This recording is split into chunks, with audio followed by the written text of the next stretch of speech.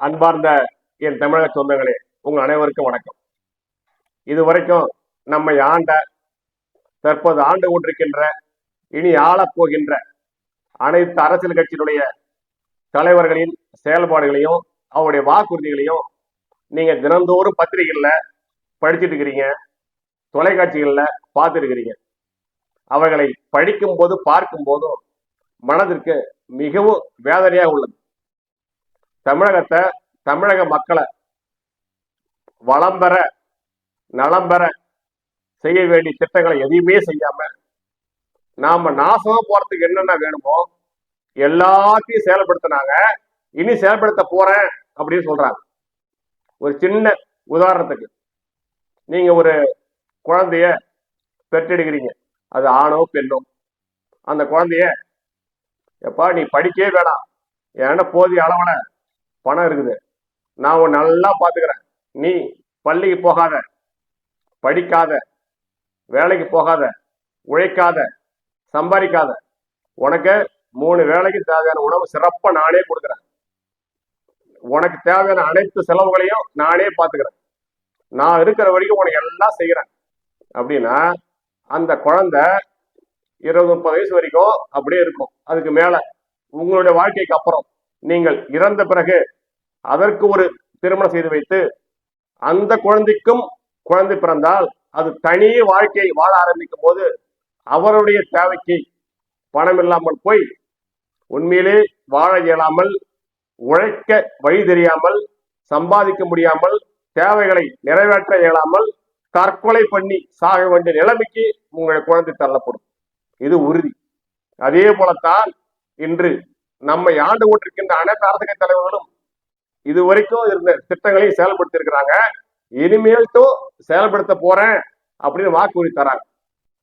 நம் குழந்தைக்கு நாம் திருமணம் செய்து பார்த்ததிலிருந்து அதற்கு குழந்தை பிறந்து அந்த குழந்தை வளர்ந்து கல்லூரி படிப்பை முடித்து வாழும் வரை தேவையான அனைத்தையும் இலவசமாக அரசு மூலியமாக நாங்கள் தருகிறோம் என்று இவர்கள் அறிவித்து நம்மை சோம்பேறியாக்கி, உழைக்க முடியாதவர்களாக்கி, வீணாக நம்ம நாசமாக்குறதுக்கு என்னென்ன திட்டங்கள் தேவையோ எல்லாத்தையும் செய்யறாங்க. இப்ப ஒன்னொன்னா அவங்களுடைய திட்டங்களை சொல்லிட்டே வரேன். இத நான் அவங்க சொன்னதை எடுத்து சொல்றேன், நான் சொல்லல. ஒண்ணு, தாலிக்கு தங்கன்னு ஒரு திட்டத்தை இதுக்கு முன்பு இந்த அரசு செஞ்சாங்க. இதையே இப்ப நம்மளுடைய நடிகர் விஜய் அவர்கள் அடுத்த நான் ஆட்சிக்கு வந்தேன்னா 1 பவுன் தாலி ஒவ்வொரு மணமகளுக்கும் நான் கொடுப்பேன்னு சொல்றாரு. அதே போல ஒவ்வொரு கர்ப்பிணி தாய்மார்களுக்கும் 12 மாதம் மகப்பேறு விடுப்பு முழு ஊதியத்தோட நான் கொடுப்பேன்னு சில மாதங்கள் இருந்தத 12 மாதம் ஆக்கினா நம்முடைய முதல்வர் ஐயா ஸ்டாலின் அவர்கள். அதே போல ஒரு தனி கொடுத்தனம் போகணும்னு சொல்லிட்டு அவங்க விரும்புறாங்க. அதாவது தனியா அப்பா அம்மா கூட உங்களோட இருக்க விரும்பல, தனியா கொடுத்துட்டு போறாங்கன்னா அவங்களுக்கு அரசு சார்பில் முழு செலவு பண்ணி இலவச வீடு கட்டி கொடுக்குறாங்க.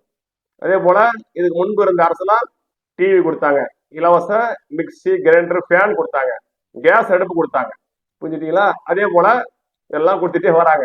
அந்த கர்ப்பிணி பெண்ணுக்கு குழந்தை பிறந்துச்சுன்னா குழந்தை பிறந்ததும் அரசு சார்பில் அதுக்கு தேவையான பொருள்கள்லாம் வச்சு அதை ஒரு சின்ன ஒரு தொகுப்பு பெட்டகம் மாரி அரசு சார்பு ஃப்ரீயா கொடுக்குறாங்க. நம்ம நடிகர் விஜய் என்ன சொல்றாரு, பிறக்கின்ற அனைத்து குழந்தைகளுக்கும் அரசு சார்பில் நான் தங்க மோதிரம் நான் போடுவேன் அப்படின்றாரு. இதே போல அள்ளி வீசுறாங்கன்னு வாக்குறுதிக்கல. அடுத்து அந்த குழந்தை வளருது, 2 வயசுக்கு மேல 17 வயசு வரை 12வது வரை அது படிப்பதற்கு தேவையான அனைத்து செலவுகளையும் அரசே ஏற்றுக்குது. அதாவது மழலையர் பள்ளி முதற்கொண்டு, தொடக்க பள்ளி முதற்கொண்டு, உயர்நிலை பள்ளி, மேல்நிலை பள்ளி வர முழு செலவையும் இலவசமா அரசு கல்வி கொடுத்தாலும் அவங்களுக்கு தேவையான மற்ற வசதிகளையும் முழுமை செஞ்சு கொடுக்குது. அதாவது கல்வி கட்டணம் இலவசம், காலை உணவு ஃப்ரீயா கொடுத்துட்றாங்க, மதிய உணவும் ஃப்ரீயா கொடுத்துட்றாங்க, சீருடை என்ற பேர்ல உடைகளும் ஃப்ரீயா கொடுத்துட்றாங்க, ஷூ சாக்ஸ் காலணிகளும் ஃப்ரீயா கொடுத்துட்றாங்க. அதே போல FC, BC, OBC, SC, ST சொல்றோம்ல, இந்த பிரிவினர்ல கீழ் உள்ள பிரிவினருக்கு பள்ளி படிக்கும் போதே மாணவர்களுக்கு கல்வி உதவித்தொகை தராங்க. வீட்டுல இருந்து பள்ளிக்கு போய் வருவதற்கு சைக்கிள் ஃப்ரீயா கொடுத்துட்றாங்க. 12வது வரைக்கும் படிச்சு முடிச்சாச்சு, அதுக்கு மேல படிக்க முடியல, குடும்ப சூழ்நிலை சரியில்லை அப்படின்னா, வேலை தேட்டு இருந்தீங்கன்னா உனக்கு மாசம் 1000 ரூபாய் 12வது வரைக்கும் படிச்சிருந்தா ஃப்ரீயா கொடுக்குறேன்னு எடப்பாடியார் சொல்றாரு. இதே போல நீங்க 12வது வரைக்குமே கூட ஒழுங்கா சரி வர படிக்க முடியலனாலும் 100ல ஒரு 7.5% மாணவர்களுக்கு இடஒதுக்கீடு பேர்ல உங்களுக்கு உயர்கல்வி நிறுவனங்கள்ல அட்மிஷனோ அல்லது சேர்க்கையோ, எப்படி அந்த மருத்துவத்திலேயோ அல்லது பொறியியல் கல்லூரிகள்லையோ உங்களுக்கு சேர்க்கைக்கு 7.5% இடஒதுக்கீடு கொடுக்குறேன்னு சொல்றாங்க. அடுத்து கல்லூரி போய் சேர்றீங்க. கல்லூரி சேர்ந்ததும் அனைத்து மாணவ மாணவிகளுக்கும் மாசான 1000 கொடுக்குறேன்றாரு. உங்களுக்கு லேப்டாப்பும் ஃப்ரீயா கொடுக்குறேன்றாரு. சப்போஸ் தனியார் கல்லூரிகள்ல அதிக கல்வி கட்டணம் வசூலிக்கிற அந்த மாதிரியான பிரிவுகள்ல நீங்க காலையில படிக்கிறீங்கன்னா, உங்களால பணம் கொடுத்து படிக்க முடியலன்னா வங்கி கடன் பெற்று நீங்க படிங்க, அந்த கல்வி கடனை முழுவதுமா நான் அடைச்சிடுறேன் அப்படின்னு அந்த வார்த்தை கொடுக்குறாங்க. அதே போல இப்ப சில நாட்களுக்கு முன்னாடி ஒரு பிரிவினருக்கு மட்டும் முழுவதும் கல்வி கடனை நம்ம முதல்வர் ஸ்டாலின் ஐயா அவர்கள் ரத்து பண்ணார். அனைத்து பிரிவினர்களுக்கும் கல்வி கடனை ரத்து பண்ணனு எடப்பாடியார் இப்ப சொல்றாரு. அதே போல இது கல்லூரி வரைக்கும் படிக்கிற மாணவர்கள் செஞ்சாங்களா, வீட்டுல இருக்கவங்களுக்கு என்ன பண்றாங்க, இவர் எப்படி இப்ப 5000 கொடுத்தாரோ அதே போல நான் ஆட்சி வந்தா ஜூன் மாசம் அனைத்து மகளிருக்கும் கருணைத்தொகை ஆளு 10,000 ரூபாய் நான் கொடுப்பேன்றார். அதே போல 25,000 ரூபாய் மானியத்துல 2 சக்கர வாகனம், பள்ளி மாணவர்களுக்கு சைக்கிள் வந்த மாதிரி பெண்களுக்கு 25,000 மானியத்துல 5 லட்சம் பெண்களுக்கு நான் 2 சக்கர வாகனம் கொடுக்கின்றாரு ஐயா. அதே போல ஒரு வருஷத்துக்கு 3 சிலிண்டர் இலவசமா கொடுப்பேன்றாரு. இது மட்டுமா, ரேஷன் கார்டு மூலியமா இலவச அரிசி, இன்னும் மற்ற பொருள்கள்லாம் அதெல்லாம் வாங்கிக்கிறீங்க. சரி, நாங்க தான் இப்படியா, நாங்களும் மாநில அரசு மட்டும் தான் கொடுக்குமா, நாங்களும் கொடுக்குறேன்ட்டு மத்திய அரசு பாத்தீங்கன்னா உங்களால அதிகமா உழைக்க முடியல, சும்மா பேரு கையங்காலம் மட்டும் ஆட்டினா போதும், உட்காந்துட்டு சும்மா சில்லற வேலையை மட்டும் செஞ்சுட்டு போங்க, நான் உங்களுக்கு கொடுக்குறேன்ட்டு தேசிய ஊரக வேலை உறுதி திட்டன்ற பெயர்ல வருஷத்துக்கு 125 நாட்கள், அது மாசத்துக்கு பல ஆயிரம், இப்படி எல்லாரும் மாநில அரசுக்கும் மத்திய அரசுக்கும் மக்களுக்கு உழைக்காமலேயே பணத்தை கொடுத்தா ஓட்டு போட்டு நம்மளை ஆட்சியாளர் இருக்க விட்டுருவாங்க அப்படின்னு தப்பு கணக்கு போட்டுக்கிட்டு ஒண்ணு பண்ணிட்டே இருக்கிறாங்க. தீபாவளி பொங்கல் வந்துச்சுன்னா பொங்கல் போனஸ், அந்த சி பிரிவு டி பிரிவு அனைத்து ஊழியர்களுக்கும் பொங்கல் போனஸ், அனைவருக்கும் இலவச வேட்டி சேலை, பொங்கல் தொகுப்பு, அது இல்லாம சில ஆயிரங்கள் பணம். இப்ப பாருங்க, சிறப்பு நிதி என்ற பேர்ல முதியோர்களுக்கு, மாற்றுத்திறனாளிகளுக்கு, நேற்று கூட பத்திரிகையாளர்களுக்கு அவங்களுக்கு அந்த உதவித்தொகையும் அந்த ஓய்வூதியம் உயர்த்தி கொடுக்கிறார். இப்படி எல்லாவற்றையும் ஓட்டுக்காக நம்முடைய ஆட்சியாளர்கள் அள்ளி அள்ளி நம்முடைய பணத்தை அள்ளி வீசுறாங்க. இப்ப இவ்வளவு கொடுக்குறாங்கன்னா அந்த பணம் அது எங்க இருந்து வரும்? இந்த ஆண்ட பணம் இருந்தாதான் இந்த ஆண்டு எடுத்து கொடுக்க முடியும். இந்த ஆண்டு 50 ரூபா இருந்தாதான் இந்த ஆண்டு 5 பேர்த்துக்கும் ஆளு 10 ரூபா கொடுக்கலாம், 10 பேர்த்துக்கு ஆளுக்கு 5 ரூபா கொடுக்கலாம், 50 பேர்த்துக்கு ஆளு 1 ரூபா கொடுக்கலாம். அப்ப இங்க பணம் வேணும். அப்ப இங்க பணம் எப்படி வரும்? இவங்க எல்லாருமே நம்ம தலையில முளவா அரைச்சி நம்ம கிட்ட இந்தாண்ட குறுக்கு வழியில, பிற்போக்கு வழியில, பின் வழியில பல ஆயிரம் ரூபாய் பணத்தை புடுங்கி 10,000 உங்ககிட்ட கொடுக்குறாங்கன்னா 5,000 உங்களுக்கு அப்படி இலவசமா கொடுக்குறன்ற பேர்ல வேஷம் போட்டு உங்ககிட்ட ஓட்டு வாங்குறத உங்களை ஏமாத்தி கொடுக்குறாங்க. அதை புரிஞ்சுங்க. மின்சார கட்டணத்தை ஏத்துறாங்க, தொலைதூர போக்குவரத்து கட்டணத்தை ஏத்துறாங்க, பத்திரப்பதிவு கட்டணத்தை ஏத்துறாங்க, சொத்து வரி ஏத்துறாங்க, மதுபான கட்டணத்தை ஏத்துறாங்க. இதெல்லாம் மாநில அரசும் தன்னால் என்ற அளவு கட்டணங்களை உயர்த்தி ஏற்றி வாங்குது. மத்திய அரசும் பெட்ரோல், டீசல், கேஸ் சிலிண்டர், அதே போல ஜிஎஸ்டி வரிகள், இது மூலியமாவும் வங்கி தபால் துறை மூலியமா பரிவர்த்தனை கட்டணங்களை உயர்த்தியும் இப்படி அவங்களால எவ்வளவு முடியுமோ அவங்களும் வாங்குறாங்க. இப்படி முடிந்த அளவு ஒவ்வொரு அரசும் நம்ம கிட்ட இருந்து பல வகை பணத்தை பிடுங்கி வருது. இப்ப இதெல்லாம் ஒரு ஸ்டேஜுக்கு மேல உங்களால இவ்வளவு கட்டண உயர்வு தாங்க முடியல, நீங்க அதை கொடுக்க முடியல அப்படின்ற நிலைமை போகும்போது தான் அன்னைக்குதான் இவங்களாலையும் உங்களாலையும் அந்த கட்டண உயர்வு தாங்க முடியாது. அப்ப இங்க பணம் குறையும் போது இது தரவும் முடியாது. அன்னைக்கு உட்காந்து அழிவுங்க. ஐயோ, நாம உழைக்காம, வேலை இல்லாம, சம்பளம் வாங்காம, இப்படி எல்லாம் ஓசிலேயே வாங்கி வாங்கி வாங்கி வாங்கி நம்ம வீணா போயிட்டுமே, இன்னைக்கு நம்ம அழுகுறமேன்றத அன்னைக்கு அழிவீங்க.